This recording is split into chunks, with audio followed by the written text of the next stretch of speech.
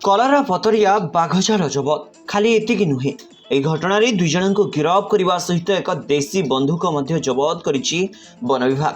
ଏହି ଘଟଣା କନ୍ଧମାଳ ଜିଲ୍ଲାର ହୋଇଥିବା ବେଳେ ଫୁଲବାଣୀ ବନ ବିଭାଗ ଦ୍ୱାରା ଏହି ବାଘଛାଲ ଜବତ କରାଯାଇ ଦୁଇ ଜଣଙ୍କୁ ଗିରଫ ମଧ୍ୟ କରାଯାଇଛି।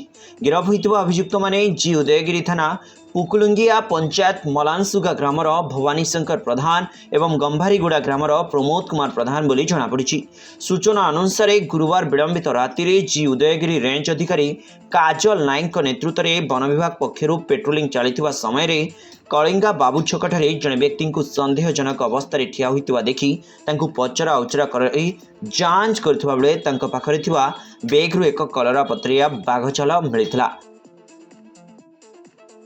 संपृक्त व्यक्ति जनक जी उदयगिरी थाना पुकुलंगिया पंचायत मलानसुगा ग्रामर भवानी शंकर प्रधान बोली जनापड़ी।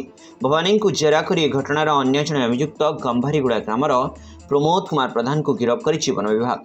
प्रमोद का घर एक गुड़ी भर्ती देशी बंधुक जबत कराई। गिरफ अभियुक्त मानू एक मोबाइल एवं छुरी जबत कराई। जबत छालट एक वयस्क कलरा पत्रिया बाघर ताकू प्राय 1.5 मास तले शिकार कराइथिबा शनिवार एक सांबादिक सम्मेलन में स्पष्ट सूचना देछंती फुलबाणी वनखंड अधिकारी प्रशांत कुमार पटेल। कलरा पत्रिया बाघर दीर्घ 145 सेंटीमीटर रहिथिबा बेले लांचर लंब 94 सेंटीमीटर रही।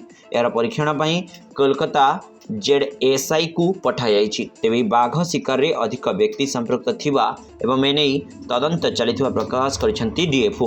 वनखंड कार्यालय ठारे आयोजित सांबादिक सम्मेलन में फुलबाणी ACF मनोरंजन कालू उपस्थित थे।